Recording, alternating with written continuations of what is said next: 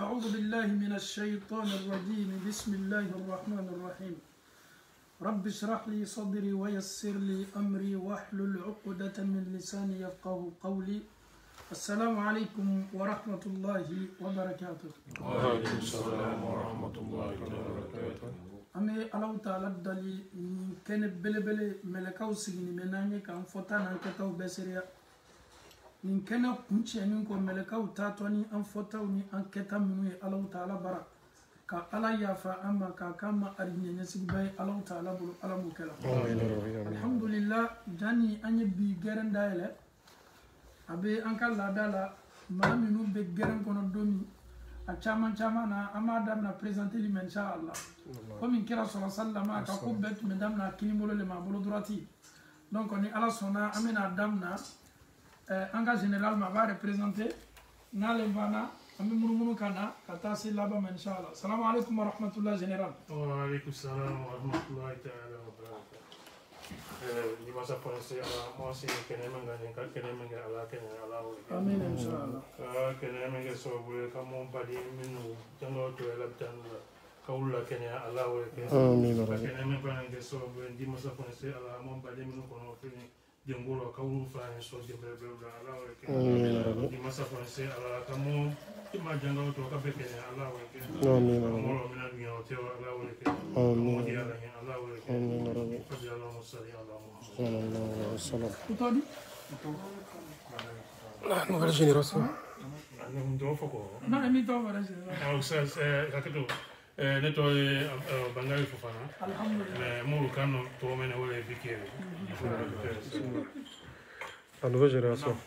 Mohamed Kone, mashallah. Neto le amara pour moi. Alhamdulillah. Ça va. Là c'est bien pour moi. Masha'Allah. Hassan. Mohamed Diane, alhamdulillah. Omar Bamba. On est Bangali, Inch'Allah. Mohamed Sissé dit Bafoura. Alhamdulillah, demandez, dit le demandeur. Masha'Allah. Assalamu alaikum wa rahmatullahi wa barakatuh. Alhamdulillah bigaran kere kere ni me ambolo ambaden te min ka sokono ode ye mamadi jumande ama Allah taala dali ka ngeren ke noro baye sokono la ni so dungo be mala mo kala sans plus tarder inshallah comme question réponse do gerendo ama nyini lameni kala ben fe ambela ka foni no funi gerena ama nyini ngali dam na nga teuri lama Allah Ibrahim kuruma be ni tebe niveau jumana Wallahi. Akainge. Premier do après la bien ni ga. Another scène. Ok, alhamdulillah. Théorie la koko, alhamdulillah, côté père là déjà. Un chef de mandat avec son ko be di bigere. Alhamdulillah. So fana me la benage. So be barbecue be. Mashallah, alhamdulillah. La be foula. Alhamdulillah. Inshallah.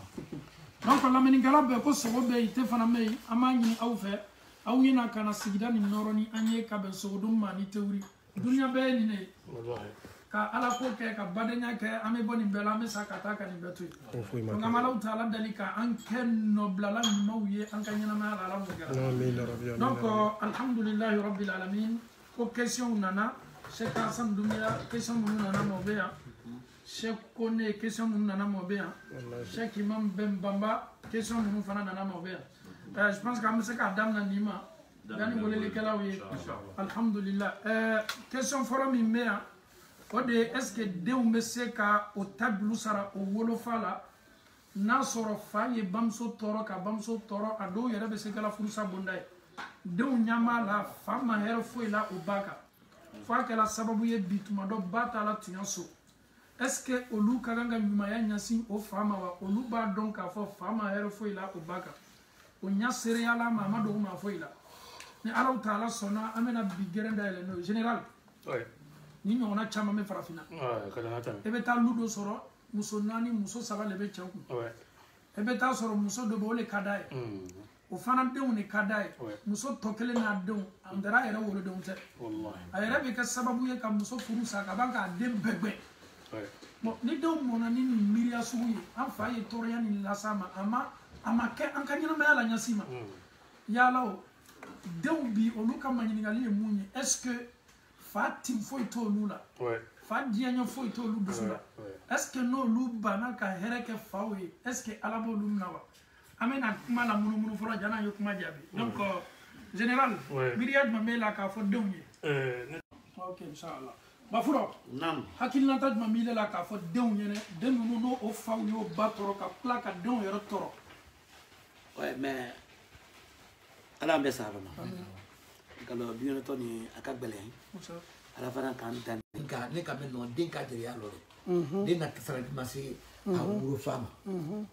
den na tsara masi awuru fama ni awuru nama parce que ane kuma na tina ay chel la kutila fana ka muso la kutila parce que muso ne komi kalo cheli manigani be wala cheli mas la mea ka buluma wala ka na sia mal la cheli inshallah parce que monsieur ka muso na suye ka cheli la mais de Allah fuka de alama itakara ok e ki jere ya kono le ok chaque demande akil na taj mami bolo ka la se dena kauma de minu a chamana o soro la toro yala o fayo toro ko ba toro fa kala sababu ye fa yere tinto lula o lu esko kakanka nyalike kato bauma wa o fa o ma alhamdulillah bali mo ka fotura na ko bay sabarle ala ne ko kala be sabarna ko o dum ka ka ni mani ma nya sili fama ma soro fa ka mi ke bala wo hakebe fani bale wote fale bitalo kitira sini dum fana ma ka duma nya si dum fana se ka fani ni ga se ka fa bla saraka fana hakki bla saraka ka fo fani ay bi fabe ya fatra ka duma mi ke dum fana se ko nya fo fawne mo kana façon ci ke ko inshallah Imam, avec question que qu'on a moi, et si le papa ne donne pas dans tout ça vrai amour à ses enfants? Ça va, nana sona mena soma mena Vamara. Elle est baissée mon voilà qu'avec Deuma, les enfants qui ont subi vraiment des choses inoubliables venant de leur propre papa. Donc, est-ce que ces enfants-là aujourd'hui peuvent toujours faire face ou faire du bien à leur papa? Amen. Vous savez, Fata Fanjira, ou Kadalo Jira. Irama, Den Wachajira. Parce que nous sommes des Alatiens. Ah, Katoya, c'est Ainama. Ou Denu. Ani musodol ta denu bente ko fa Pour ça lina te prend pour ça lina bente ko fa association ba be jira akasia ali wati mi ga bi nyon sama yi amba yi na bi nyon nan da abi ma so no ko fa wole wodi OK alhamdulillah ama nyini lamenikela befe question do be ambolo yan folo nambana olu jabila au be se ka woleli ke pour que anye question bonyon koro kada ka question chaman nana kabini la fois passée amesa be jabila anye question taw de ta pour que minu fana ya question nana yesa jabila ame Allah taala dalika bensema madi amala mokela ni e question ba de islam ala de minu fayo toro ko batoro toro ya efeni ala ya haram ya yerkuma kabanga toro ya ke haramu ye on ni nyonte ko ngana nyonto toro angana nyonto no tuna de kuma be se ka ke do ma me fa yere ka kitibe di kiamalo ni yi muso tonyo ki muso do la fse ani doye ka yira tokele na ole kadiye toni mandie ka kera betige ama ne ko ni me kuma mi fo anga mawye kiama ko ni mami tonyona muso mi tonyona forcer le fa ka hake da Allahu akbar. Donc il y a une petite affaire parce que Adamaden te ala du ko ko ka ele ko kibe se muso korof la sabanani ele yo beta ka la do ka ba fana ki isigi ni toroya est-ce que man donc a fo ko bigo mena kitiki amalo Allahu akbar. bigo mena kitiki amalo kuma te adamado ma donc amem bi fo tonoli ke la uye jana nye be do yere ya bunda kono ma menu kenime ka tonoli ko ya buluka o ya dabla o yesna ka donc a fo London nato Allah taala be no kontebo ka barawla ni yi muso tonyo kiamalo i muso ka hakebe lasigi ama ni yi muso tonyo kiamalo ina be do kiti keneka ala be kiti labur afla ni nonche donc ele nana kana tonyo like fo don yere be nana kana do la ka dem be boya yere yala est-ce que furu yere la wulla ni nembo donc amena jabi ke sise ama fo don ye ni ala ye fasugu ni be ima ye fasugu ni soro ko ni fa ele kana lajɛ a ye tɔɔrɔya min labori I kan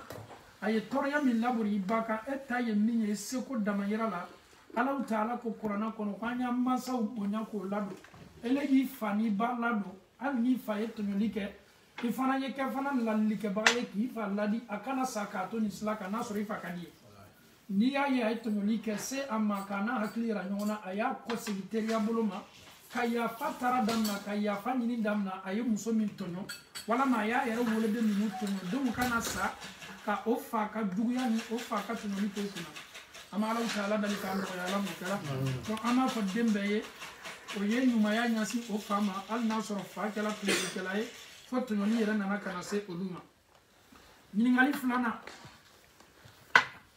nin ye ɲininkali ye an ba dɔ de y'a posé tuɲa na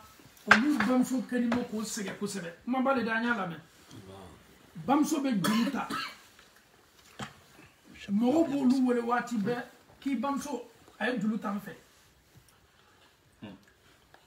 e kala tɛ bɛn mɔgɔ si ma I y'i bamuso tɔgɔ jugu mɛn mɔgɔ dɔ y'a juru bɛ ba la dɔw yɛrɛ k'a ba minɛ k'a bɛ taa ka taa enfermer k'a bila kaso la mɔgɔ le ka labila ko la voilà donc ale bamuso juru ta le ka d'a ye donc ale ka ɲininkali ye mun ye est ce que olu bɛ se kumana n'o ba ye ka tuɲa yɛrɛ fɔ a ye an tɛ n'o question lamɛn na an b'a fɔ muso denw ye ni bamuso lɔnni bɛ nin baara ye I y'a sutara k'a wele denw y'a wele mɔgɔ bɛ se k'i bamuso lali hali n'a ma kɛ nin ye komi den fana bɛ se ka komi ba fana bɛ se ka den lali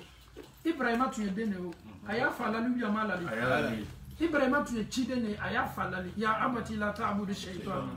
ya abati ya ne fa nin dabila nin dabila nin dabila den fana ka kan k'a mansa lali a kan k'a bamuso lali a kan k'a facɛ lali n'a tɛ sira ɲuman kan denw ye fara ɲɔgɔn kan k'o bamuso lasigi ka tuɲa fɔ a ye tuɲa min tɛ don dɔgɔyama bonda kɔnɔ mama bɛ baara min na baara ɲuman tɛ kɛlɛ yɛrɛ mankutu bɛ tiɲɛ anw minnu y'i den ye anw yɛrɛ fana bɛ maloya n'i ka nin sugu kɛ anw de bɛ kumasulu sɔrɔ denw ye bamuso ladi olu fana ye bamuso madɛmɛ a caman na ni se b'o ye n'olu fana ka bamuso madɛmɛ bamuso bɛna jurutaba nin bɛɛ dabila Ala m'a nɔgɔyara amin wale presque kuma kelen de quoi den dɔw fana bɛ yan bamuso bɛ Afrique mais a bɛ to wuya fɔla den ɲɛnɛ k'a fɔ den ɲɛnɛ k'ale man kɛnɛ parce que n'a ko k'ale man kɛnɛ den bɛ wari la n'a ma i ka faamuya donc chaque fois a b'o répéter la mais waati dɔ la n'a k'o ye n'a ka wari di bamuso ma sini sɔgɔma bamuso ye Facebook kan kun ye denba ye yɔrɔ dɔ la i ka faamuya donc den dɔ tɛ a bɛ taa école de la a bɛ vacances baara de kɛ la donc n'a ka fitinin sɔrɔ a yɛrɛ de fana la école sara la donc vraiment conseil jumɛn de parce que den dimina den bɛ fɛ ka sira bila donc a ko ka bila sira kan a kan bɛ ka ko minɛ ni hankili jumɛn de ye quoi inchallah ɲininkali ɲuman ba le Ala kana a responsabilité min ni silamɛya k'a d'a ma Ala kana to an ye bɔ a bonda kɔnɔ est ce que adamaden ka kan ka wuya yɛrɛ fɔ I den ye wa I ye mɔgɔ min kɔnɔ ta I ye min sɔrɔ I ye min ka couche changer silamɛya ko ko min ka kan k'i ta ni se ka k'a ye est ce que e ka kan ka nkalon fɔ ɲɛna ka wari bɔ a kun mais ni bamuso ni fa minnu lɔnna ni nin sugu ye ni den nana ka na tigɛ I la ko man jugu adamaden ka ɲɛnamaya la den ye tigɛ a mansaw la ou bien mansa fana ye tigɛ a denw na mun de bɛ adamaden bila nin na tuɲa fɔ I den ye tɛnɛ den ye bon den kumakan lajɛ ko ni bamuso ka nin kuma ɲɔgɔnna fɔ ale ye kɔfɛ ale bɛ tila ka bamuso ye a kɛla denba ye ale ka wari min na taa ba ma ba b'o le ta k'a to tiɲɛni sira kan an b'a fɔ den ye n'i kɛtɔ wari min lataala I ba ma n'a kɛta donna Ala sɔsɔ sira kan kana lataa ma dɛ I ka kan k'i ba ta ka lɔ n'a ye mais k'i ba ta a ye taa ka taa gulɔ san k'i ba ta a ye taa ka taa mɛsi san k'i ba ta a ye nafolo min I k'a d'a ma a y'o ta ka t'o lafili jeliw kan o nafolo sugu I kana d'a ma dɛ parce que n'a b'a don Ala sɔsɔ sira kan hali n'a sɔrɔ diina ni Ala ko kelen de y'a ta I kana diɲɛ a ma ça aussi fana bɛ ka mama a wele ye tuɲa fɔ an ye na tuɲa na I bɛ min kɛla ko ɲuman tɛ I bɛ min kɛla baara ɲuman tɛ baara ni silamɛya ka min fɔ I yɛrɛ seniya ka bɔ yɔrɔ sugu ninnu ta fan fana ye dusu le ta waati dɔ la ka an mansaw wele ka na Ala ma Ibrahima ko a fa ma ne fa I bɛ sila min ka shetana ka sila de dɛ ne fa n'i ma nin dabila ini shetana bebe ke groupe kele ya abati la ta'budu shaytan inna shaytan ni ka shetana labato shetana kala la sosolale Ibrahima fa ko man toyi ni ma dabla mi bogbasi wala ma mi kurlabo Ibrahima ko ma bete ne ka to autola e au ka ala sosoka donc ye tuyo fo ibamso yena be kanga minke kana dogo ama alabo ama pour que aye sigi ka tasi ka lon ka fo ndenga na kana tigenna no amen min fo denje aya bamso wole kana haklira nyona akana kani ne niya akana ken doga mai e be se ka tuyo ira ka adama denna bonyani karama bunda kono no amen min fo denje ayi jija ka temeno slay ka banga do ke abay non mais ça dit ka kuma là kuma be ne bolo ka be o le be fa surtout domuso ndabal mama kundan mais domuso doli aye bamuso ni kane quoi ya bi surtout atiki naletia hein arrête wala mama yake dia plus tout mais abba fait idomuso wole ben na faire comme aller que la marée ni là elle veut ka jouer qu'il a ça pour bamuso mangene mais ni le doit couper dit que inama kama so aka action ke uda rawon takadi idomuso ma ora ko ala ni sobinama ka fo ka ware ke tot dola ala sosolila non ni le banana wala na kuma yirna il est pas wala mais à 2e ou à 3e mois que alla inna ibamuso makene ido na dima ko premier ko so ikalo fara ki no ma problème ne di problème tango de fo adama de ni ko dugu ya intervenir ni bana jasir malali kala kaba ele yiseko ke donc ni bamuso mangene warla ta sika fo itala donc mais madame na be na do ala sobunda le kono sariya ko kiya tiga uma atebe la ta'ata li makhluqin fi ma'siyati al-khaliq atebe jom fo yi jonyo kuma kana bato ka ala soso bamso koto la fa koto la de koto la e on ne kaka ngam fa namba uta mais on met de même nyasi no luma no lugo takato do ala sokola mona me soma ala ma no ya amina comme question woleli kala bena woleli ka amena temen question nu la boy do ye woleli ke ko o era bola gere na ne ko non bamu no go de unse est-ce que dusukum djuma minta ye ko du hasiriya do miriya tay dusukuna mo do n'est-ce pas ko fay ma banka wale est-ce que ala be mo mna ko me dusukume ko minu siri alna ma barake wa je pense que c'est la question. Oui, c'est la question. Amena do hadisa kono ka ala kerama yinga sallallahu alaihi wasallam maintenant sur le réseau benanyo bien réseau benanyo ok alhamdulillah ni réseau benanyo alhamdulillah basi taala ala kera ko hadisa sallallahu alaihi wasallam fa inna allaha kataba alhasanat wasayyi'at ko ala taala ka bara nyumo sebe ka banka bara jugu sebe ka ban fana ka nyuma ni jugu man ko fo anni ko man hamma bi hasanatin mo mi hamina bara nyuma do kalila vraiment wallahi ni ala kan sekene entumena ninke nunu deme koni kadine me setenye kam miri bara nyuma do kalila ala ma seki miri nyuma min talibolo ko ala ba baraji dima miri nyuma kainde woni ke nyuma kainde intention nyuma kainde kam miri ko nyuma do la ala taala ma amena wala likala kelenta inshallah pour que ka pana se donne wala gafsa inshallah. Assalamu alaikum. Jani aliyata. Assalamu alaikum warahmatullahi wabarakatuh. Wa alaikum salam. Bismillah. Ustaz Jani, assalamu alaikum. Wa alaikum salam wa rahmatullah. Okay. Ustaz Jani, Rasulullah hakini ni kale alhamdulillah. Okay, bismillah. Miniti kala mi bolo ka bani ngalima. Voilà. Donc ni moro le kumonye maranya kunu. Kabe selwati ma. Akonye na kone selwati tamna moka. Kuigra kamba kono nike. Yo misal para batabika se sambisari ala. Gra kamba kono nike ku selfana, tini selfana isi. Itumati la ma manyininga. Kona beni sayamado. Voilà. Nyamo le ni kan ngole machine sorando. Ngole machine sorando bibake. Ko afale ko le fana ngumu na mwasila. Nguna ka so selwati men tamni ka wati jana. Na kile selwa yemi ila hiti tisalla folwa ka be. Ka seke ka selwati besali. Ina kile sirama ira tubi. Ini songu sella yuna ka tai. Kumala surunya boloma. Ka kumala surunya boloma ni adama de I hakili jigila seli la nyinyi na naka ke wala ma temenika i hakili jigila la layiri min na ye teriyala k'a kɛ o le la k'a fɔ ko ka seli fana bila fo sini silamaya kumakan tɛ tuma dɔ miiriya dɔ le a bɔla adamaden dɔw yɔrɔ ka na an na diina dɔ t'o ye ala ma sɔnna yala kuma surunya bolo ma donc kuma o tɛ sababa ye i ka kan k'a kɛ le teriya bolo ma i tɛ makɔrɔnikɛla dɛ il est de la salle ala nɔgɔya inshallah salamu alaikum Ok, merci. donc ni mɔgɔ ka kojugu fana mɔni kɛ ta a fɔra ko ni ka koɲuman miiriya ta hali ni ala ma se k'i ye ko ala bɛ baraji d'i ma mais mɔgɔ min ka kojugu miiriya ta mais a ma kojugu nin wale dɔnnikɛlaw y'a yira n na k'a fɔ k'a tɛ minɛ ka bɛn o ma ala t'a minɛ mun na parce que a miirila ma mais a m'a bila pratique la dɔw ko n'a miirila ma ka ban k'a décision ta ka ban k'a ko répéter forcer le mec juguman kɔ nin ye n'a kɛra ta a bɛ jurumu sɔrɔ parce que ale yɛrɛ sigilen bɛ juguman le natala o tigilamɔgɔ ye waati bɛɛ il insiste fo jurumu bɛna ka na sɛbɛn a ye mais n'a sɔrɔ n ye kojugu dɔ miiriya ta mais m'a wale jurumu tɛ n kan mais ni nana don bonda kɔnɔ fo ala yɛrɛ ye nin juguman lase a tigilamɔgɔ ma a bɛ don bonda jumɛn na a dɔ le ye hasidiya ye ala ka hɛrɛ lase maa dɔ ma e ye fɛ hɛrɛ ye wuli ka bɔ o kan ala ma an bɛnna sababa ma ɲininkali dɔ bɛ yen ko bamuso ninnu bɛ to k'o denw neni ni danga neni ye est ce que danga nin bɛ se den ma wa walima ka to ka kuma dɔ fɔ den ma n tɛ fɛ k'a fɔ k'a kɛ i komi i yɛrɛ woloden ko i yɛrɛ wolo tɛ mais nin dɔw bɛ yen bangebagaw b'a fɔ denw ma m'a dɔn ko ɲɛmɔgɔ ko ala ɲɛmɔgɔ ala ma nɔgɔya la olu tɛ kuma ɲumanw ye i yɛrɛ den min sɔrɔla halala sira kan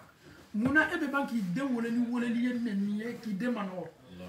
kuma juguw don an ka diina tɛ sɔn kuma jugu ma den sɔrɔla furu sira le kɔnɔ silamɛya sira le kɔnɔ mansaw ka kan ka o kumakanw seniya kumakan jugu ka bɔ mansa da ka na den ma a bɛ s'a ma dɛ a tɔɔrɔya bɛ se den ma donc silamɛ ka kan ka kɛ maa de ye maa min bɛ kuma ɲuman fɔ an bɛ ala dali k'an kɛ kuma ɲuman fɔlaw ye ala m'o kɛ la dɔ ye ɲininkali kɛ ko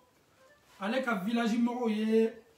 a fɔ ko ka wari fara ɲɔgɔn kan ko ji dɔ bɛ yen ko ka kan ka taa ji sɔrɔ o ye jɔsɔn de ye fɛn fɛn bɛ sɔn min ni ala tɛ kelen o ye jɔsɔn de ye an ye wari fara ɲɔgɔn kan an na village la ji dɔ bɛ yen an kan ka taa saraka dɔ bɔ ji o la o ye filankafoya le n'i y'a kɛ i kɛra filankafo ye hali ni village bɛɛ ko k'o ka t'i kelen pe haramuya la ka bɛn i banna ma i ye to o haramuya bonda kɔnɔ fɛn fɛn bɛna ta ka taa bon ji la a kɛra nɔnɔ kɛnɛ ye wa a kɛra siyɛgbɛ ye wa a kɛra siyɛfin ye wa a kɛra nin ko ko ye a bɛɛ ye filankafoya de o kosɔn ne bɛ to gɛrɛ n'a kalalilikan ni gɛrɛnamɔgɔ bɛɛ ma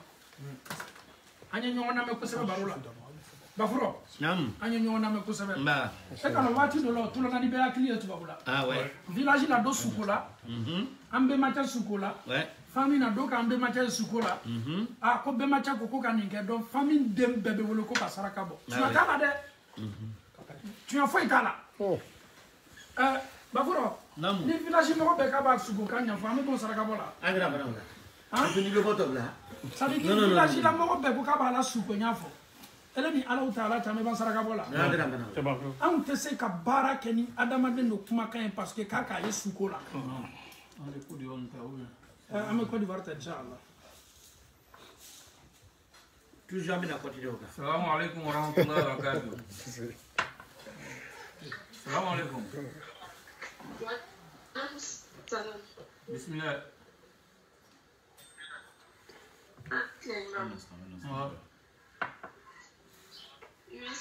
an tɔlɔ b'i la bisimila ok miniti kelen b'i bolo ni ɲininkali ye i bɛ teriya ni ɲininkali ye dɔɔni inchallah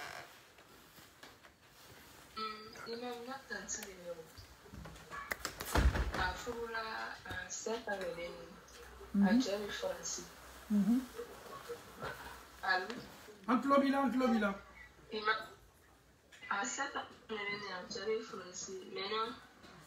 yani avait que à 3 ans que yani tembea quand il a fait 3 mois et puis 2 mois et puis il est parti donc depuis à Taralaji à Makeni à Masetalaji maintenant il a dit avec allô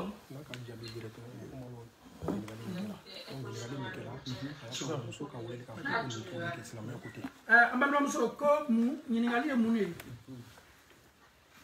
question ɲininkali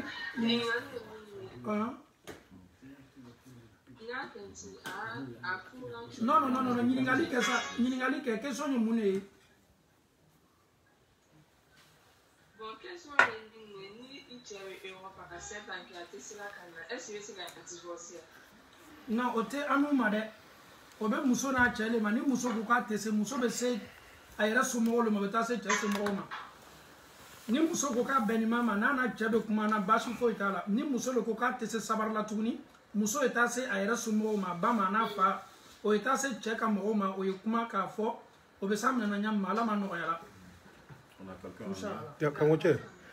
muso ka ɲininkali kɛ sisan muso ka ɲininkali min kɛ ko mɔgɔ min a cɛ bɛ tubabula muso bɛ afiriki malo k'a ka san 7 le kɛ an bɛ mɔgɔ la furu daminɛna kan ɲuman de la donc anw tɛ se a fɔla k'a ka furusa kun bɔ anw yɛrɛ fana tɛ yan ka furusa anw bɛ yan de ka lamɛnni kɛ k'i bila sira kan ni muso k'a ye k'a fɔ a tɛ se tuguni muso ye taa ka taa se a fa ma k'a fɔ a ye baba n tɔɔrɔ nin mɛ dɛ fa le bɛ nana se cɛ ka kotigiw ma a ko bɛ se taala ɲɛ ma o bɛ na minɛ o cogo la a caman na muso bɛ se ka bilasilani ɲuman sɔrɔ o sira le kɛ inshallah ala ma nɔgɔya la. Alors, bismillah. Wa alaikum salam wa rahmatullah.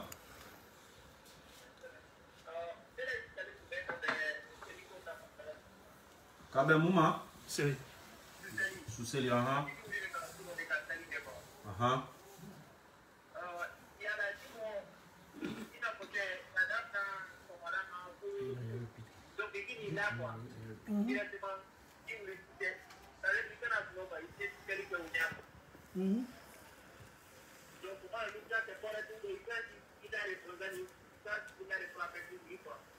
Tout ce que tu peux faire, c'est correct.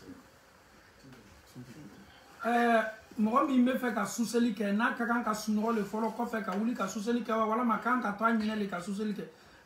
mɔgɔ dɔw bɛ su olu tɛ sunɔgɔ la o han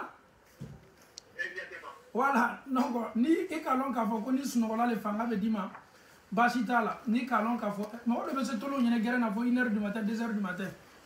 kɔfɛ n'a dɔ la ka voilà i ka lɔn kameridenw gɛrɛ ka d'o ye baasi foyi t'a la a fila diyali ye min bɛ bɛn i ma baasi t'o la nafila le ala ma nɔgɔya la mais ala kɛra tun b'a ta kɛ ɲa min ma n'i sera k'o kɛ o fana baasi t'o la o tun n'a banna ka sa foseli la a tun ye sunɔgɔla le fɔlɔ n'a banna n'a wulila a bɛ muso hakɛ d'a ma n'a banna o la a bɛ a ka suseli daminɛ fo ka taa se ala nɔgɔya inshallah. Ok. On va continuer dans le sujet quand même. Oui, on va continuer. Tu sais. Assalamu alaikum. Wa alaikum salam. Bismillah. Non, on prend une question d'abord, oui. D'accord, le premier, c'est j'aimerais que vous expliquiez un peu sur l'éducation islamique des enfants. Oui. Surtout ici en Europe, parce que ça devient de plus en plus compliqué. Les enfants n'écoutent pas leurs parents. Ils ont obligé les enfants avec les mères. Les mamans sont parfois fatiguées. Donc les enfants ils ne reçoivent pas l'éducation qu'il faut, alors que la base de la société c'est l'éducation obligatoire. Ok, la deuxième question. Oui, la deuxième question c'est de vous expliquer un peu sur les 3 fois que Allah a parlé dans le Coran et comment on peut atteindre l'excellence en foi. Et la troisième, ça concerne le métier. Oui.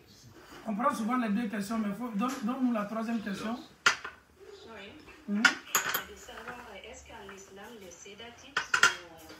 sont conseillés pour les fins de vie? Par exemple, quand je travaille dans un milieu hospitalier, on voit que quand c'est un peu compliqué, pour les fins de vie, on les sédate pour les soulager. Ça, la dernière question, c'est pas du tout permis. Ka pikiri wala ma ka basi do kɛ banbagatɔ la k'a saya lateliya wala ma ko k'a soulager an ka diinɛ tɛ sɔn o ma ɲasi ma ala m'a nɔgɔya la an bamuso y'a question fɔlɔfɔlɔ ye mun ye o de ye ko ka denw la mɔ éducation o ye ko ye ko min bɛ temps caman ba ta donc o y'a ta thème y'a danna tout ce qu'on peut dire à la maman concernant l'éducation, c'est pas au Tébembourbouri là. Mais tout ce qu'on peut dire, il y a longtemps qu'il faut qu'on l'outil bella qu'il faut ni meninga qui a malo andona. Dès que quand la moto mina Corana yo faut anye, qui sura do erebe Corana kono, alaye akad don tesin mamba do tami Lukmanaye. Lukmana ka den la ligne éducation minouye, ama ni l'outil beve. Lukmana ya éducation kaka ka ambe mademe ka se éducation digandoma. Aya den kalan ko folo mina, ole tawhidui. Ka ala ira dena ka ala fo denye moni ala koye adusukuna ya donc ka fogo tibe ni ala ye ka ban ka yara ka dena tonyoli adogo yala nyanya al na be farawole la ko kiyamalo ala ba labo na be dugukolo korole na be sangolo la ala ba labo sari ni demba na lona ka fo ni nganinke ala be nan pini ni mai den islam no aka den kala ni kelengele na bela donc kuma na surunya bolo ma éducation oye ata temu min ka jan kosɛbɛ a ka dun fana o ye émission spéciale le ka bɛn o ma a ka ɲininkali filanan an ye sabanan an ye filanan ala ka ko saba jumɛn de ok alhamdulillah ala taala ka min b'a to adamaden bɛ se degré la ala taala bɛ jɔnsenima minnu fɛ o de ye ala taala kumana sura aye ibadu ramanu ko fo sura mina furqani ala taala kumana ma be se ka ala taala soro ni dusukun seninya ye ani nouveau mina a folo ye munye suseli ba to be ala taala ka ala taala ka degré do ko fo e bo soro ala ya fo ma minu ko ibadu rahman وعباد الرحمن الذين يمشون على الأرض هونا وإذا خاطبهم الجاهلون قالوا سلاما والذين يبيتون لربهم سجدا وقياما donc mana sunya boloma ali adama den tama to ebe se ka ala nya sanya degré baso ni tamana ni ala nya sira tamane adama den nubo ka shuke ala ye ka sujudu be ala ye ka do ala taala ma minu obi chaja nya ka bo ala sobe ma donc mana sunya boloma o fana ye temu min kadun ko sabe ala ma no yala donc amena kuma olu temu ka spécially anga wati natauka inshallah donc balma do belen allo assalamu alaykum wa alaykum assalam wa rahmatullah bismillah alhamdulillah oustaz naam oui question flani tu venez pour quoi s'il te plaît ok bismillah en fait la question première ne peut pas vous aider ça la voir bina voilà donc on va dire que beaucoup jarabe se ka voilà maintenant quand on sort les tombeaux la voir là est-ce que jarabe se ka voir là on a question for premier voilà donc voilà on va quand fraka donc est-ce que jarabe se ka voilà on question premier mais inchallah question flana et moment jale ka beaucoup qui be se ka série voilà la série voilà et souvent dans l'offre là ali c'est pendant dans le nani et c'est pendant qu'on fait c'est quand l'offre là qu'on a le allez les s'enfou qu'on fait il veut l'offre là mais s'enfou qu'on fait l'offre là nous même quand on boit là ou bien quand on boit c'est la meilleure pour ça dans la loi ambalmaje question là-bas nafla minu be seli fajiri nyefe fajiri lofla folo seli fana lo nani mi meke seli fana ni fla be ke nani seli fana ko fe fla mi meke fitiri ko fe fla mi meke safo ko fe fla mi me kantela bashila ka adam na fajiri tamama seli fana nyefe seli fana ko fe wa fitiri ko fe wa safo ko fe wa abela ka foni meke lo tan fla iti kana bola fla foila a lo tan fla foila o yɔrɔ faamuyala kɛ d'accord mais ça faut qu'on fait ne ka kɛ série kɛ la ne ça faut bana ne bɛ to ka lɔ fila kɛ bon franchement ne bɛ n gana bɔra donc ne y'o faamuya de lɔna ka ɲa ele bɛ ko fila le don la ɲɔgɔn na komi olu tɛ ɲɔgɔn silara sarafo kɔfɛ nafila min ka kan ka seli n'a bɛ fɔ a ma ko sarafo nafila n'a bɛ fɔ a ma arabukan na ko sunanu rawatib et quand même Mohamed Diané m'a trouvé une vidéo chaman et que ni lo tan flaka. Oui, on lo tan flaka. Maintenant ne bi pas ni ngalaw. Mohamed Diané ka vidéo que lo tan flaka, et ça lo tan flaka là. Ok, à famille la main. Souvent, il veut l'offre laquelle d'abord avant que Suba baisse. Voilà, parce que quand le Non, à Belfort, ça, il est à Belfort. L'offre la Fadjiri n'y a fait. L'offre la Fadjiri n'y a fait. C'est fera pour faire l'onani. C'est fera pour faire l'offre là. Au cas de le Chegi. Maintenant, Fitri pour faire l'offre là. Au cas de temps. Ça vaut pour faire l'offre là. Au cas de temps, voilà. Ok, non, ok, on a mis dans le rôle là. Et quand le temps flamme une fois, il va nous baisser le kamadile. Maintenant, ça faut qu'on fait, ni le fait qu'à sous-selou d'amna. À quelle a chaflou tirilewa, à quelle a souffle lewa, et vous so look là qui canna boire. Ya famia.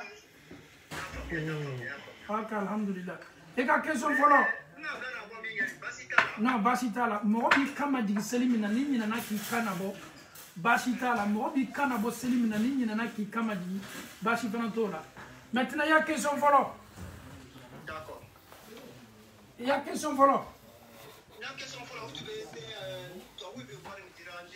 Ok, nabi di mangi ngao. Comme il ko Mohamed Diané kasoro Mohamed Diané ko le ko islamaya. Wa, non, ni ko Mohamed Diané ko abe bala. Ale Mohamed Diané kele ne ko ya vidéo la. Wati mane jaka kanga bon na follow la ibo le lame. Na follow mi me akala dene ya na follow wa keli yere le kan na follow wa. Ni na follow c'est la jaka bon na follow ma o valeur be lon choko di 100 gramme bisegini loru. Ebo tu kuna Mohamed Diané ko bebe bambi 100 gramme bisegini loru be français le be ta siakou veille e be ta bijouteau veille 185 grammes bebe dolima no ko fini ele bo le tuika korosika na follow mi menne boloni a ilo ntala lo fia la ko 100 grammes bisegi un exemple ka bebe 2500 nema wala ma 1500 nema wala ma 3000 lema donc obene kuna wari mi menne bolo konti la nde on ka warlewa nyere ka warlewa ni nafolo bana sela ne ka wari mami menga konti la ni don ka nafolo le jaga nafolo le donc o wari fana ni san ele mana ka jaga ka nga bola maintenant wari masse au niveau la basita la jaga te bola la ala sonya non ay question tamata de amina tawda inshallah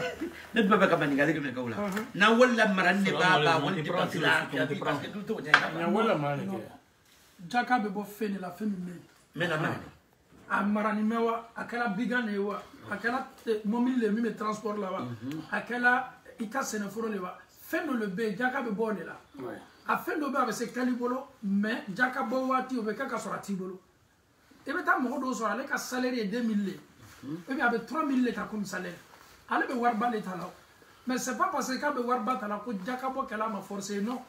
wari mi metala bolo c'est peu ka be se bena ka dépense ma faut ite toi a te foi garder jakato ti la moma maintenant sur mo do lever ale be sela ka war garder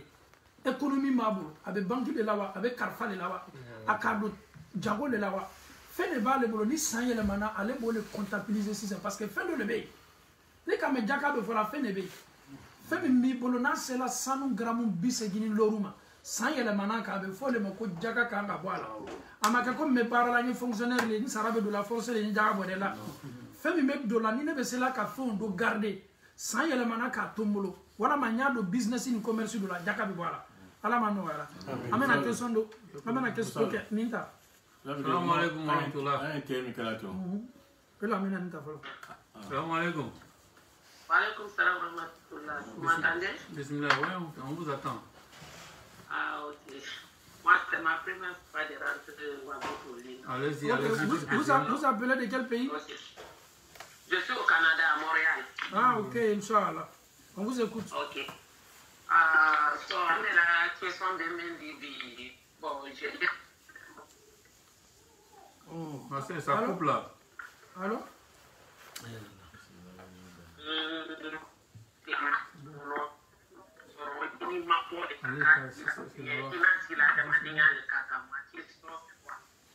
J'ai aidé quelqu'un en voilà boutique. Audience pour laisser quelqu'un. En voilà, on est des films Messiah, parce qu'on a des films ça a fait ça à la Disney, à Wakafi,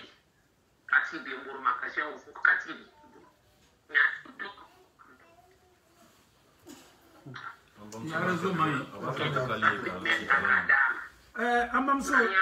Amamso ika kuma kame tigeti la. Ika kuma kame tigeti la. Comme numéro sabale affiché mais numéro flat de la kele wole. Awa mbena do inshallah. OK inshallah. Salam alaikum. Wa alaikum salam wa rahmatullahi wa barakatuh. OK. Est-ce que y a la mɔgɔ bolo bɛ se ka se i lawura ma accidentellement n'a ma kɛ i bolo kɔnɔna ye ko n'i bolo kɔkanna de don ko ka sɔrɔ k'i se k'i tiɲɛ fɛn minnu bɛ seliji tiɲɛ a dɔw le ye maa ni i tigɛ kɔnɔ yɔrɔ sela i lawura ma voilà inshallah ala nɔgɔya Salam alaikum. Waalaikum salam. Salam alaikum. Acabou de dormir isso. Aham.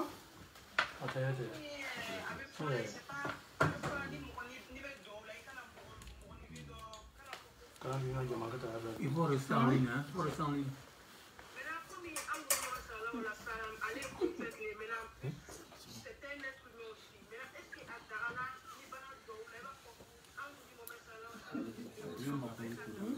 Ele yɛrɛ i banna kuma le la nin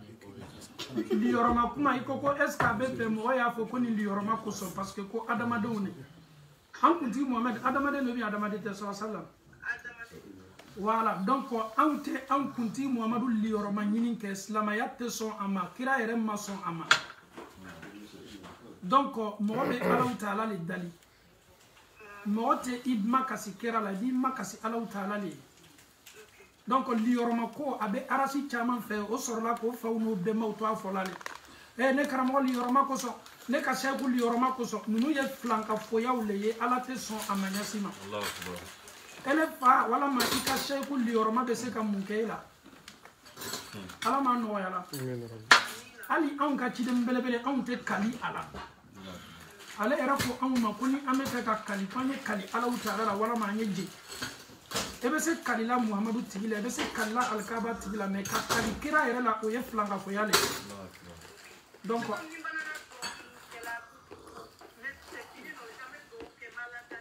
a banna ni banna seli la ka bɛ i ka subhanallah 33 alhamdulillah 33 Allahu akbar 33 duwawu diyali ye kan kan na i bɛ se a bɛɛ kɛ la baasi t'a la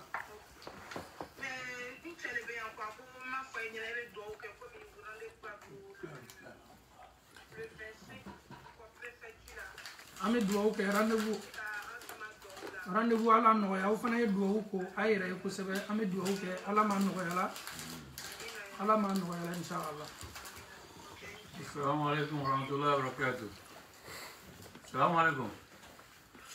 Assalamu alaikum. Wa alaikum salam wa rahmatullahi ta'ala. Madame So, bismillah. Allô? Oui, allô? Allô? Salam alaikum. Wa alaikum salam wa rahmatullahi wabarakatuh. Oui, vous m'entendez? Oui, on t'entend bien, très bien.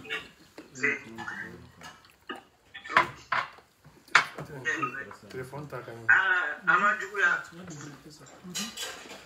n ka faamuyali sɔrɔ ko dɔ de la imam k'a fɔ sisan direct la o tɔɔrɔ la furu kɔnɔ Mamuso kuma bɛ tigɛ tigɛ la quoi an bamuso numéro 3 le affiché numéro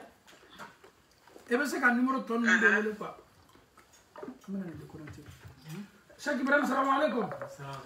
donc an y'a directeur dɔ nana ka na kunɛ gɛrɛ na inshallah comme gɛrɛ daminɛ la bɛɛ k'i représenter le an ma ko bi fana ka présentation na inshallah donc bɛɛ bɛ wele k'i représenter comme costume na non et puis tɔgɔ le fɔ dɔrɔn k'i représenter inshallah. Assalamu alaikum wa rahmatullah. Wa alaikum salam. Salatu wassalam ala rasulillah. E bɛ to ligne na silamɛya gɛrɛ na bon comme en balimacɛ demandé à être invité pour que je puisse passer aujourd'hui kana gɛrɛ participer ni en balin tɔw ye Ça a changé de nana. Il a envoyé des questions aujourd'hui vraiment lourdes. Alhamdulillah, c'est M. Ibrahim Konaté, un des notre Alhamdulillah, Mbalmachele, un Kanonyole, un Koganole, Alhamdulillah. Ne yɛrɛ burancɛ de parce que a muso ka ɲamankuji ɲuman kɛ ka di ne ma bi a b'a fɔ o la dɛ non a muso non kurumajɛ Konatɛ cɛ ni mɔgɔ sɛbɛn de bɛ yen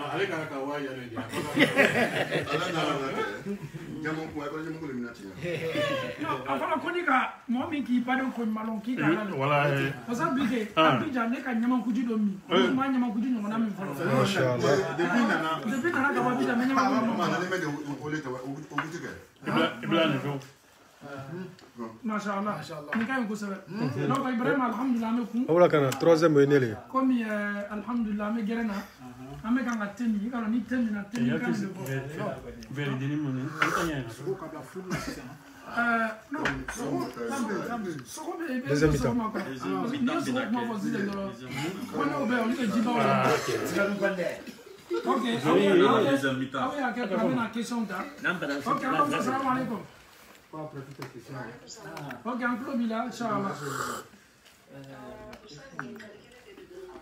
bismillah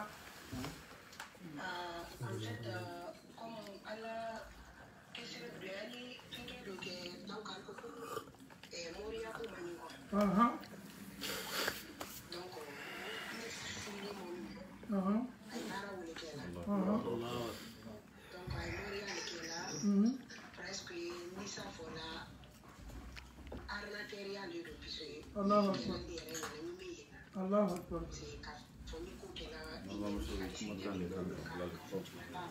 Mama so bi kana bodoni bi kana ibi kan korota doni.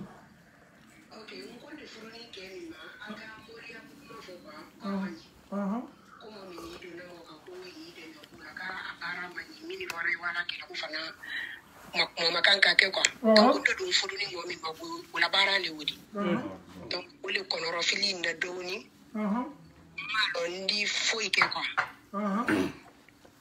mais n baaraden kɔni sɔrɔ a ye mais ale la ba métier bɛrɛ t'ale bolo ale la baara de bolo a ye moriya sugu jumɛn de kɛla moriya baara sugu jumɛn de kɛla ani a ye ko kiliya l'a bolo tubabu le olu di donc a se olu ma de maintenant mais o min kɛla de kɔni ɲɛna n k'a la tuɲɛ kɔni t'a rɔ min kɔni kɛla ɲɛna n ma tuɲɛ y'a kɔrɔ quoi Puis da fo le ko nda ke mais et pourtant nta yel da ko kala quoi presque mais wala hamin na doni na côté là ndo maradini sora ye fana ani fudule la fana donc malo ndi minke quoi na la sona mena question jabi ama ni islama befe islama befe be itlo malo ni question na ambam so ye question bele le ni poser ni ale furuni me chami ma ko be moriya bara le ke aw be gerna mo am concentré don desre ayeni na me ko seba ale furuni me chami ma o be moriya bara le ke ale yara fana ka don ko anarki bara do muso de ba cha don ko be teme to mina ba folo to le la anute ala do yo sabanai ale yara fana ka den soro ni cheni yala ale ka kan ka munke question bele ba jabi bele le fana dito ala ala man bena sababa ma mori minu be Europe ya surtout mal be woleli kala euro mina de France ma kala mai kala mori minu be beta tulonga France ka olela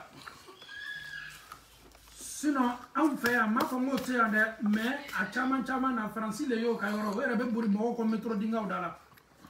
muso yɛrɛ ye balo mori wari yɛrɛ la fɔlɔ kiti bɛ di mɔgɔ min bɛ adamadenw k'ale bɛ se ka adamadenw makoɲɛw dilan ale bɛ se ka chance di adamadenw ma muso min k'o lɔn i sigilen bɛ cɛ sugu kun silamɛya ko k'i jo t'o furu sugu la n bamuso fɛn fɛn bɛna don filankafoya bonda kɔnɔ fɛn fɛn bɛna don filanka musiriku man di ala ye filankafo man di ala ye takbir suma takbir ko min bɛ an fɛ farafinna i bɛ taa sɔrɔ an tɛ arasi tɔgɔ fɔ la dɛ an tɛ jamana tɔgɔ fɔ la mais mɔgɔ dɔw bɛ yen olu yɛrɛ ka arasi yɛrɛ bɛɛ moriya baara le n'i ne wolola olu fami sugu cɛ ma ele sigitɔ cɛ sugu le kun olu te foyi la ka mɔgɔw anarke ko yɛrɛ kɛ k'a fɔ komi olu bɛ se ka adamadenw makoɲa dilan olu de bɛ balo la escroc wariw de la ele fana lani b'a la k'a fɔ cɛ b'o wari le ta la k'i le la balo a don fɔla kira bolo hadisa la ko wari sɔrɔla i bɛ bolo i bɛ ma ɲininka a la i k'a don da min fɛ i bɛ ma ɲininka a la wari sɔrɔla ɲa min i bɛ ma ɲininka a la est-ce que mori ninnu kɛlen bɛ ka mɔgɔw anarke ka mɔgɔw escroquer ka silamɛya dereki don kana ka kɔlɔsiw minɛ u bolo ka chapeau don u bolo et puis dabila l'o la o bɛ nɛni kɛ n'a diyal'o ye o ye funu komi tori ka ci walahi n'an k'o to yen saya ka fisa ma n'o ye an b'a fɔ bɛɛ ye moriw ye escrocs de ye anarkɛriw don mɔgɔ minnu le olu yɛrɛ tɛ so yɛrɛ balila ɲinini ma kuma tɛ ko ka adamaden mako dilan adamaden bɛ s'i yɛrɛ bilala cogo di ala ya mura na dugukolo kɔ kan ko e bɛna ala ka jɔn mako dilan e delila ka mori jumɛn ye farafinna k'a bɔla fɔɲɔ fɛ farafinna ka na tubabu la n'a ma taa visa ta ka don avion kɔnɔ ka na a tɛ se est-ce que ni seba ye ale bɛ na avion na wa an fitinin ma an tun bɛ min mɛn ko he ko nin n'a donna kaliwa la k'a bɛ sigi tapi la i b'a ka taa fɔɲɔ fɛ i b'a mɛn de mɛ i ma mɔgɔ ye muluku solomana kɔnɔ ala tun bɛ bubar dɔw ma o ye alaw ta ala ka nabi ɲuman ye donc o bɛ kulon kɛ adamadenw hakili la ko n'a donna kaliwa la bon na adamaden bɛ se donna cogo di bon na juma bɛ se i tɛ bɔ ka taa juma la ko non k'a karo kelen de tɛ kaliwa la c'est à dire mɔgɔw fana bɛ sigi k'o tigi matɔgɔ quartier la k'o matɔgɔ village la k'a karo kelen de tɛ kaliwa la a ma bɔ ka taa misiri la non a caman na kabila bɛ k'a caman ka bon na walayi kabila bɛ k'a ka bon ni de ko sugu ka di farafinw ye n'o sigila gɛrɛnw na ko cɛ nin k'a donna kaliwa la kalo saba de tɛ a fɔla ko silamɛcɛ ka kan ka taa seli misiri la de ele bɛ mun kɛli ka bon na ko kaliwa ala kɛra tun bɛ taa ka kaliwa kɛ misiri kɔnɔ de a b'a ka itikafu kɛ misiri kɔnɔ de ka ban ka seli ye ka juma seli ni mɔgɔw ye adamadenw nana ka na silamɛya ka mystique mɔgɔw ɲɛna k'a kɛ fɛn cɛjugu ye an ya diina dɔ tɛ nin an b'a fɔ an bamuso ye ni kɔni m'a dɔn k'a fɔ ko nin bɛ bori baara min na mori baara don i yɛrɛ ko k'a bɛ kan ka mɔgɔw anarke i k'i sigi ye intervention kɛ ye sababu ɲini ka kuma n'a ye n'a m'a dabila a tɛ bɛn m'a fɔ video la live la a tɛ bɛn muso foyi ye to ni filanga foyi an ka diina la i bɛ ala ta o ka fisa i ma i ye to filanga fo kun mori minnu bɛ adamadenw anarke o ka nafolo man ɲi alors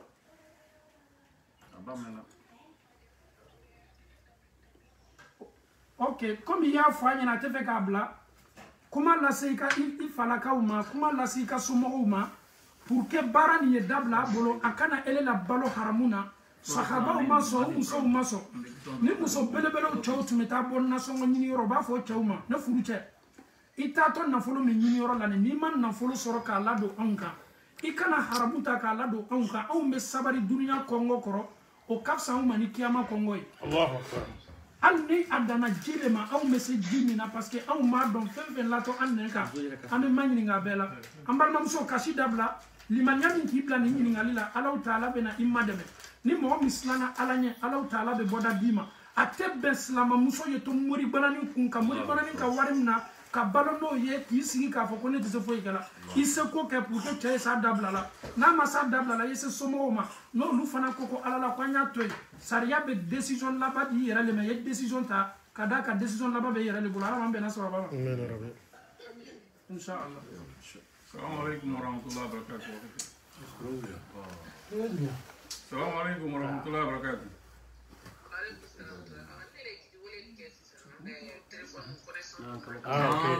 Ok. Voilà, entre bila sisan. Ok, na question ye question fila le bɛ bolo.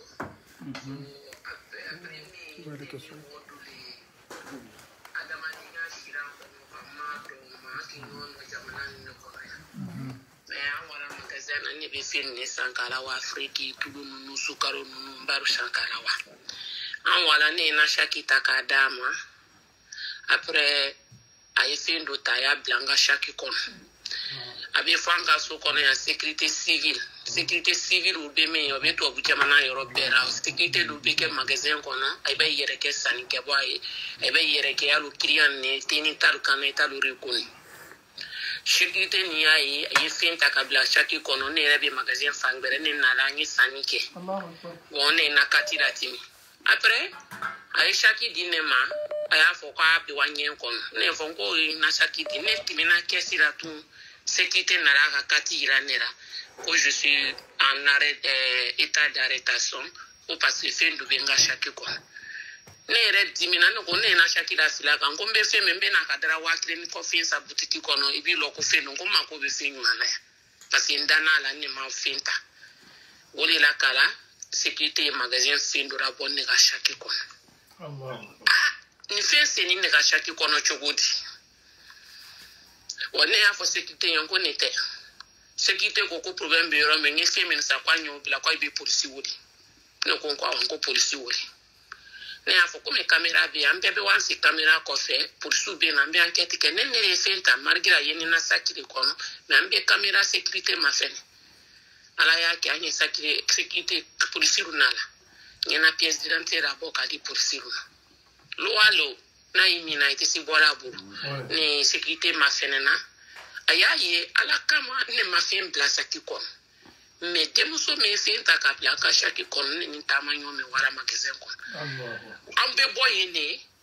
wodu sagelo sebeta le buru aka audience be waka wake ma magasin mo ya fo police ya fo mo le fen place akikon ayere mata bon sécurité ko okay anyo ka po arabu le be o aka po ni bala na ye kusu soro magasin ko na aka po ni be e be amabla ko no mo me do ya bla ama woye otia ijarasa ikamu polisi ni ngane ka tilo ala kama tunyera nga fo polisi nye nko ka tilo nko me ati wara fo nye kwa wara nye nkono nka balalo nka fo polisi nye nko problem mbe swato nya ko kenga ko ye ube nya nketi blati ko fe me bala situation doya ne shebe bimburu ne dukura ko su bla yi ka dossier kono be kenne ya fo polisi nye nko me record me nko aye plainte di me mane bien présenter justice là ok polisi ka fo ok problème te alu plainte di ko nya avocat nya don krimute na ma krimukeya ka fo ko problème tan ko mbalata ala koson ale ga audience be ke na bi sebeli soro be ala burata soro be ala buru record ni sababu ya kana ke ale kana ga sebe so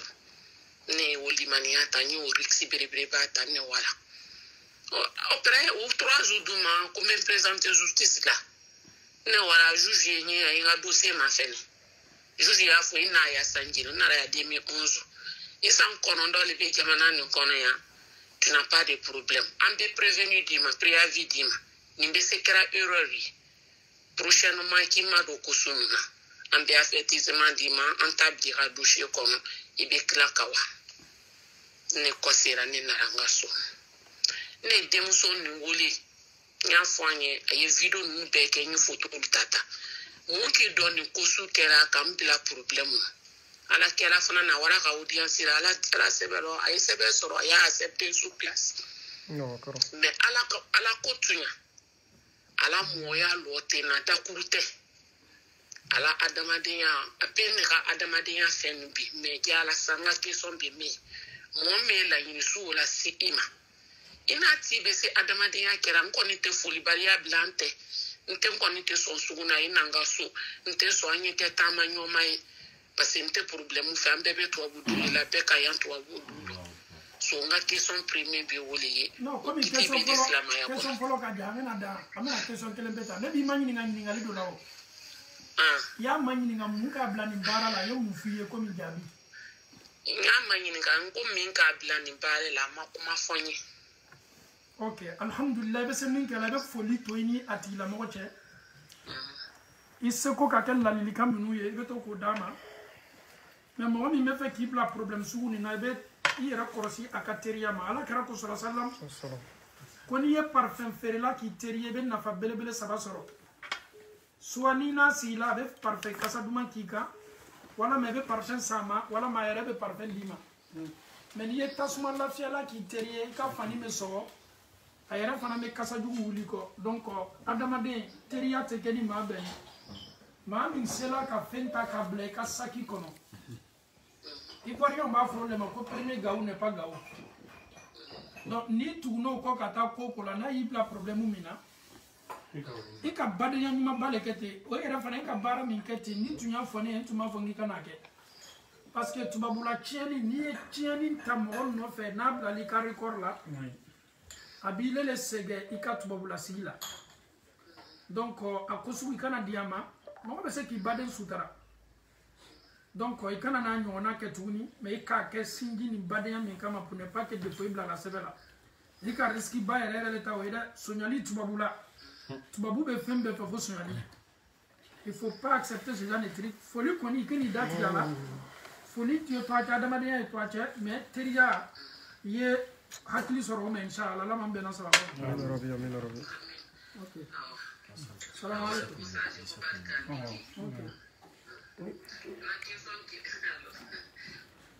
ok salam alaikum wa alaikum salam wa barakatuh bismillah aya keto question sur ni saba était ne buru kana kamo ke ake fly ok question premier est-ce que parce que depuis ne la mena ko anniversaire mai kane anisadi kwa ne ma ke a fête la kwa ma ka gato sana ma ke fo sana le te na photo publier na Facebook kane ola lo kwa bon toujours ndio uni lomba uye ke la photo la analama kuna publier ndenzora kwa donc là ni mele butu est-ce que ta mo la photo publier te non ka anniversaire ko wise bala ko bon anniversaire bonne chance est-ce que o kai ba mai premier rôle plana comme alu arabu jamara lo suwaro be c'est l'arabu wi dumni di la mo ma quoi comme sunde là parce que seulement a été à quelle longueur donc ça frima connaît sunde di ma fo sungaroba est-ce que nemo parce que saro doka sunde di nema sungaro très bisaba be donc après sungaro kofé nani zira kanana miri kane dimisa fana go sunna faka bo sufinga ka bo ka fokule ke hotela fena temeti haralale go sungaro gwere ndirana murusi ya mola finga ko ka sundiala go wato na sungela haralale la donc momedo yi sadi momedo yono kwa mo fana sinyo malede mo yu foni uni finga uye motie ndo la fana sunaro bi nala sira ni fana mo keno yana na ka kiti wo dila mo keno ma anato a posi la fana na nani ni mere est-ce que mo be sika sunte fina o meti harala fini kamo ka imini wote do mo suna ba kamo ka imini de Tunisie moi jama lo Tunisie kamo ka mo min ka to sunte dilima ni haramu te bashi fo idala kuma la sunya boloma elle fana ka to suntiya men natala paran ma afriki no fana ki bankile damna do basi fo itala aslamaya la ni bade ki suntiya ni suntiya te haramu ye basi fo itola alhamdulillah question premier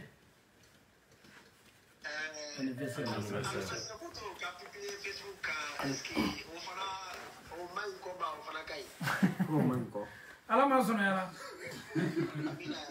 n'a fɔra ko dɔlɔ haramuyala o est ce que mɔgɔ kan ka dɔlɔ publicité kɛ yan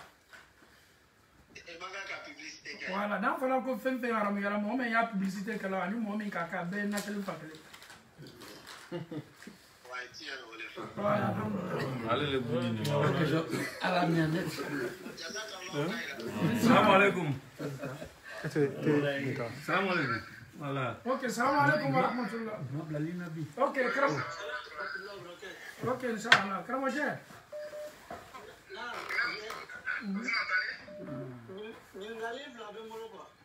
ah ok basi tala sala dezela ou bien sala gila ou bien sala tasma boloma o soma 50 est-ce que tu ngari bo lui wa Allah ta'ala ko Qur'ana kono minha khalaqnakum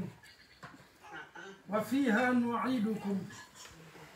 wa minha nukhrijukum taratan ukhra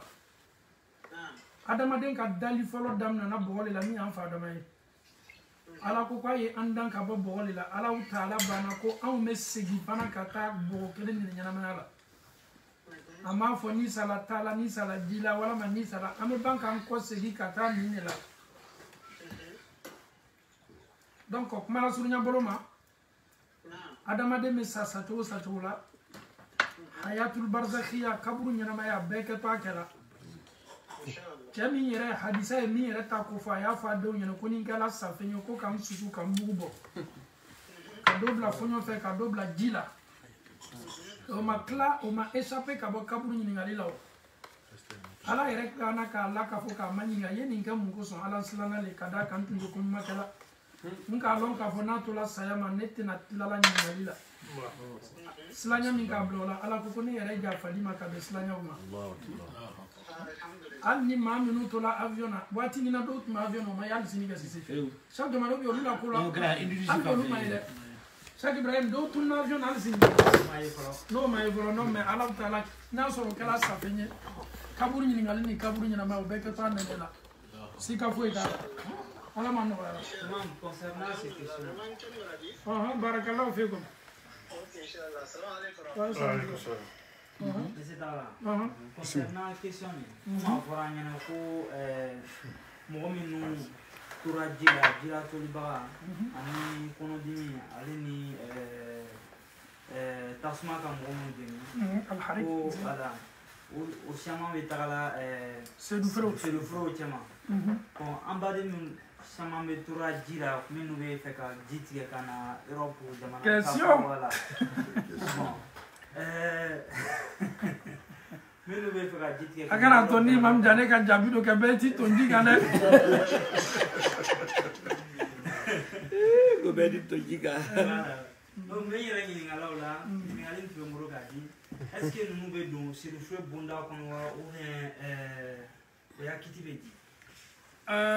sedufeerew ye catégorie ye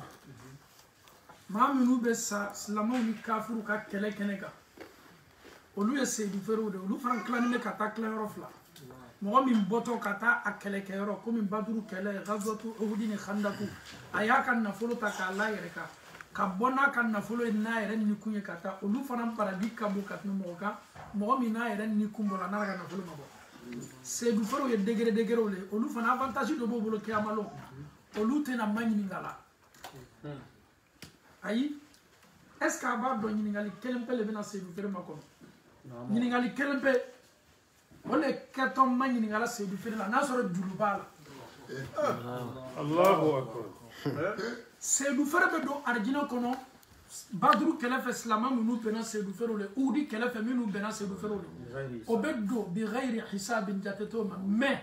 n'a sɔrɔ mɔgɔ julu b'o la o bɛ bloqué non nin bɛ min yira an na juru de man ɲi julu kana sa k'a to i la o kosɔn ala kɛra banabagatɔ a yɛrɛ lɔko ka gɛlɛn a sen kan a nana misiri la waati min na a ka waati laban na tele damani b'a ka saya cɛ a ko ni mɔgɔ min ka juru ka kɛ n na kɛ y'a déclaré n tɛ fɛ ka sa ka mɔgɔ hakɛ to nka a n'a ka cidenya walahi n'a sala ka mɔgɔ hakɛ to a la kiyama lon faransɛw ko ten ko c'est blanc do sina ka wuli ko ala kɛra i ka bisan sela ne ma a yɛrɛ hakili tun bɛ juru min na n'a taara ka taa balo suman juru ta yahudiya kɛ dɔ fɛ k'a ka diriw n'i bɛ taa kɛlɛkɛyɔrɔ o bɛ anti bali min do ye ni kalan filila a tɛ s'a ma a tun k'o ta ka taa balo ta juru la k'o kɛ garanti ye donc a silanna ni sala ka sɔrɔ garanti o juru ma sara jɔn bɛ se ni dɛmɛnaw fana na dɔ k'a bolo kɔrɔta ko ala kɛra ne bɛ so juru sara la o ye ala kɛra de dɛ pour que nin kiti ye wuli ka bɔ ale kun na sedufeereya ye ko b'ale ye dɛ sedufeere muru bɛ s'a ma waati min na k'a to kɛlɛ kɛnɛ kan jani joli ye bɔ a fari ma ala bɛ yafa jurumu bɛɛ ma jani ale yɛrɛ ni ye bɔ fɔlɔ a ka arijinɛ ko tampon bara sigi a ta mais ko kelen de bɛ n'a bolo ko le juru ye non an bɛ nana se an bɛ sedufeereya tɛ tabu de la karamɔgɔcɛ kana presse ou bien tɛ le salaire la ala nɔgɔya ala ma sedufeereya baraji dilan an bɛɛ ma sedufeere wɛrɛw bɛ yen ala kɛra y'olu ko fɔ ka bɛn tɔɔrɔya min latɔ a tigilamɔgɔ kan mɛ o bɛ fara mun kɛ i ka silamɛya mɔgɔ min tola ta la tasuma lasaya ka gɛlɛn dɛ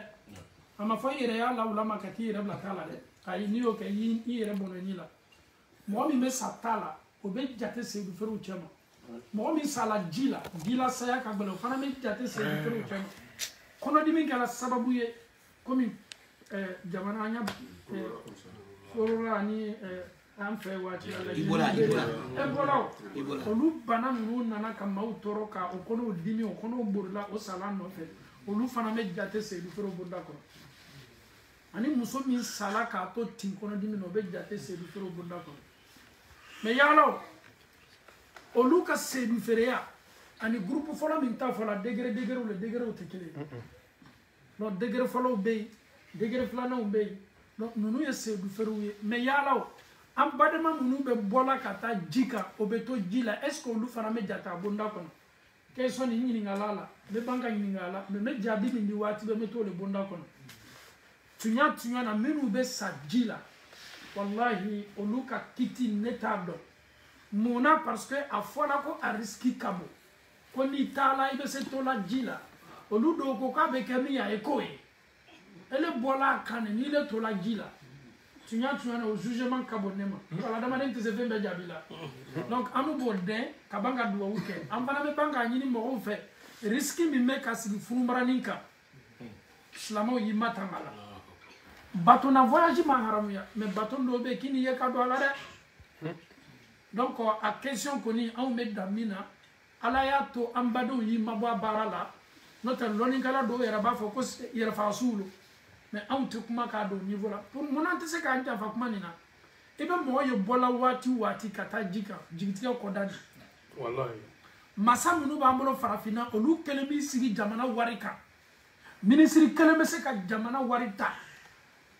i lani bɛ kati kɔnɔ baara tɛ kan ka kɛ jamana kɔnɔ maaw bɛ kan ka tɔɔrɔ population bɛ kan ka tɔɔrɔ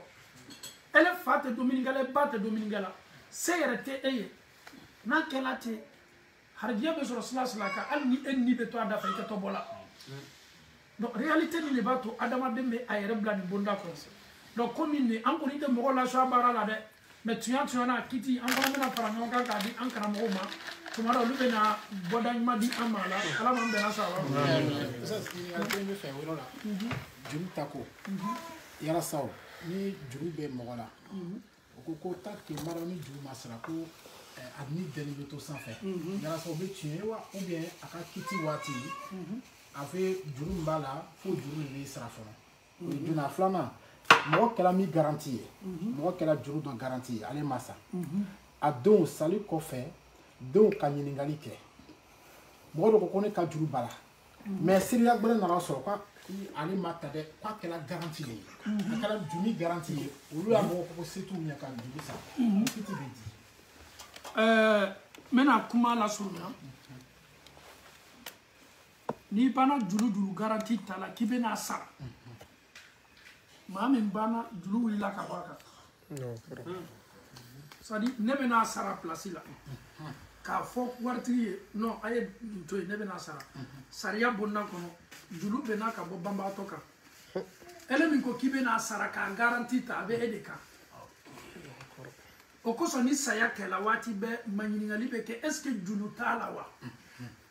e bɛ taa dɔw sɔrɔ denw walama volontaire dɔw bɛ na mɔgɔ min ka juru ka k'a la o ye se ne ma denw bɛ yan munna pour que kiti ye sɔnɔya tigilamɔgɔ ye hadisa nana le ko mumini ka kiti ni mumini ka k'o dɛni n'a ka juru de la o kɔrɔ ye di tant que ni juru ma sara e ka bonheur i tɛ se don a bonda kɔnɔ. ni ka garanti ta k'a k'o ma juru sara. non min ka garanti ta n'o banna garanti ta la e min banna foyi t'e kan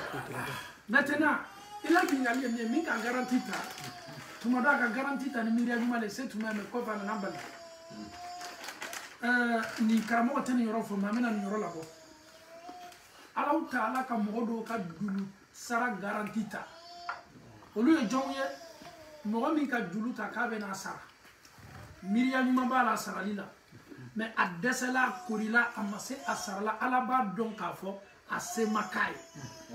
mɔgɔ minnu tun ka kan k'a sara kɔfɛ a se ma k'olu ye alaw ta ala jɔnni bɛ n'a ka muminu ka juru sara ye maa minnu ma se ka juru sara a se ma k'o ye ala yɛrɛ b'a dɔn o ma ta ma fo ngom minu be juluta ka bo olan ka burkana alma yo lutede e be minu ba ta ka bo malla kata nono lutede mami alaba don ka fo asara lo bara ma selita olu mauka julu sara garanti be ala le bo o ko son wallahi ni dusukun seniana kawali ke walla ala be ko garanti ta al nase maki mais asebele ika négliger fi bana ka sara fo sayak na ni soro etede e bana le ban fana bunda kono julu ko ni kiyamalo kema tadinu maliki yawm tajuru salo masali de ka ka be la sega kiyamalo mais mo ko la mi garanti a iba ka du garantie est-ce qu'on veut ça bien sûr garantie ko flale sele ni garantie tekele garantie korole ne baran lo aka julu sara la nate ne bara garantie ta ani ka fon nana kana julu ta seria c'est pas la même chose voilà kira tala kata suma balo julu ta comme il s'etaye akaka bolo fendo ke garantie ko bla nona e beta soro kira ka femi tu me bla kana kele wati o songo yere tu me se chayala katima ka femi sa muna pour que o yeto fentri bolo o ke garantie na le masa sara la domi o fenyeto akunkoro mais ale nte fe ka sa ka fendo kunkoro ka julu le to ala garantie koro bodi ipana fen garantie ta la fon kiti be bori e de ka slama ala mais mo mi kata jona pardon obe julaya ke nyonche do be ta marchandise garantie ta ko adama lombali mais na dinanima no massa il est mikala garantie ça bien fait c'est là bien sûr quand tu veux parce que tu t'es porté garant mais là tu la mode juruto la non elle est là jurubo non le bana ka sara elle est ka nga sara ti la moy parce que elle est ka garantie ta kiyama non fenti bi le ka hakedima aroko nyale ma ok mi bana ni ka sara obile ka hakedima c'est le boy parce que la diria de koso il est ka garantie ta na le mo boss la fait et asara le e itato kiyama mais au côté fanana juruko côté boloma est-ce que par exemple ne ka jurudo modu la atiki sala ko karamo ka foko jurube na ka sura la jurube mo mina na ka se porter garant e wati do la ite fait ka bogbela est-ce que bise ya fallait dusula ka foko ya fala tikima oui là le kayo l'islama ko ke barajuma bake en fait amani ma ko do ko e ka jurube se kala mo la sala imma ko bi ka warla a warbi ni na fa ka drolo na ma sara do ma sara o lu ya chetale mais ni le bana dieni dusukuna ka yafa yafa be baraji ni dile ma ala bara julu sarali to dile ma ala ya mamunu tan ko wal afina mamunu be yafa mauma yafali harami ma kono o kabo katme ika hake la sigima abe ko ni ma ye toroya do la burika kiti bonna kono ka nga nyona la buraka mais quand il y a fallu qu'on défende kafsa kat mais kata du salika ala mano ya ça akato côté crème ça au fala modo ya juru ila oti brasa imala molo ile bra la moliso ile wa kawa o korondo singrodo oti tolo est-ce que o beseka wala juru sala ni question na ma jabi ame segi kurala lema anya julu do chogo men an shite barakela ni kurana ka fonya ma shite barakela nay kurana ko ko ni be julu do seria e bala seria boni ko ala ko ka sebe ni sebali be saya nana wati abe se dona karama sera al na do nana so solitola no te dendo be o fa ka julu ko folo ko ta sara parce que ko ta kala mais ni sebe tu me mo flo ni nyote ka seria boala ni signature so so dit ndena comme ambanaka ala utala takke amanyira yo kono na fil lan kan so amaso ala ka fonya mi mananka kete ka julu sebe ka seria rabo julu la wallahi kono na fil tanga tuguni parce que abe il a te tunu abe il tracé be wati be bon elle nana ka julu ta mo do fe seriate adama de yani lanati yako so anga julu do nyona parce que ole nani chaque jomande nani bavuro na mena nyo arranger sabali ko balare acte quand je te connais ça tu ne me tani non ni yo kebi wako ko no ko imam yere vraiment ko ngaji yam tumala ere e ko ni julu sebe non ala no ya ça se dit qu'il y a kiti et mini mɔgɔ min ka julu b'i la n'a tigi sala i m'a tigi yɔrɔ lɔ i ye fɛɛrɛ bɛɛ kɛ i m'a somɔgɔ dɔn i m'a baramɔgɔ dɔn a tigi dɔ ka hakɛ b'i fɛ dɔnnikɛlaw ye min fɔ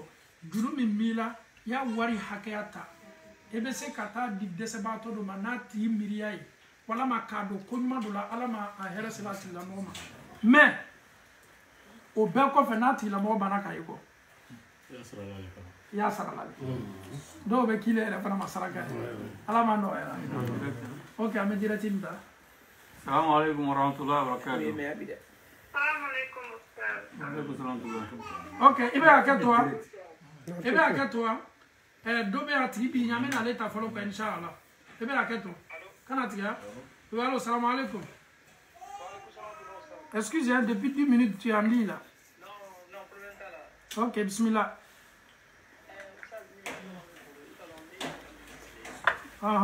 sake wara b'ale i bolo dɛ non karamɔgɔ tɛ tubabula mɔgɔ minnu bɛ mɔbiliba bolo waritigiw don dɛ i kana yɔrɔ dɔ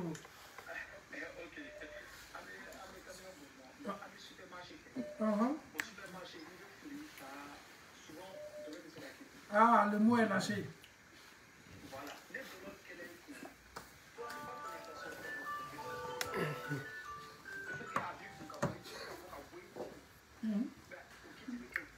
Silamak i bɛ don baara la i b'i ka diina tana le fɔ ne bɛ camion de bori a fɔla ko maa min bɛ dɔlɔ mobili bori maa min bɛ dɔlɔ min maa min bɛ dɔlɔ labɛn maa min bɛ dɔlɔ publicité kɛ k'a bɛɛ ye na kelen fa kelen donc n'i bɛ baara la tubabuw fɛ an farafinw defo kelen bɛ min bɛ an na an ka diina tana yira tubabuw la anw mako bɛ min na dɔrɔn de baara ye silama n'i ka na kuma lamɛn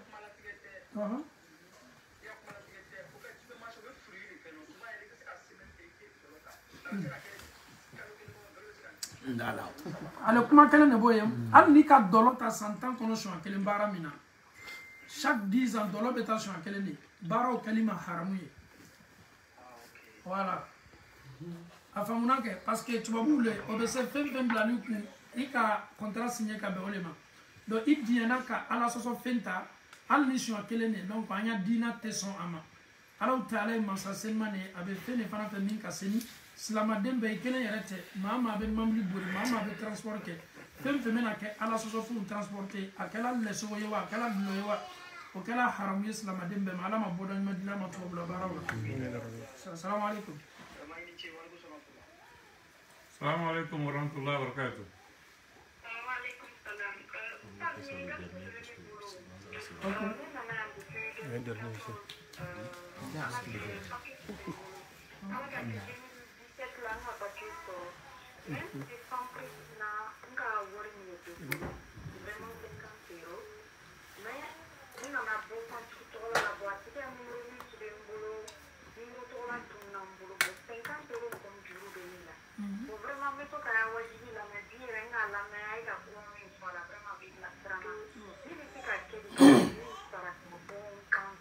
i ka émission an ka question jaabi sisan tuma min n'i y'a lamɛn ka ɲa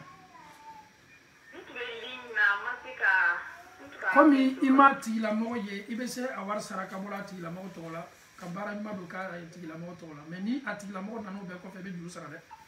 a tɔgɔma bɛ k'i ma donc i ka baara min kɛ o saraka tɛmɛma bɛ s'i yɛrɛ ma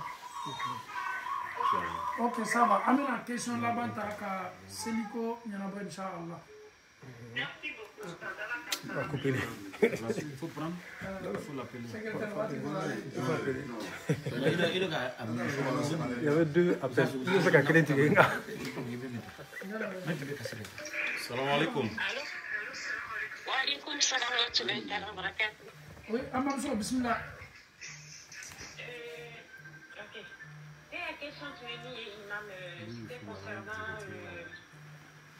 ni furu tɛmɛna ni cɛ cɛ et que son mariage n'a pas duré. Le mariage a fait que 3 mois. Cɛ ka nafolo min bila ka taa di i ya mɔgɔw ma Afrique. Ça vaut 500 € et toi-même il t'a donné un téléphone comme pour toi. Et maintenant il y a furu nafolo comme ce qu'il devait te donner. Il t'a donné une valise vide. Il n'y avait rien à l'intérieur de la valise. Après il y a des films la valise. Bon, après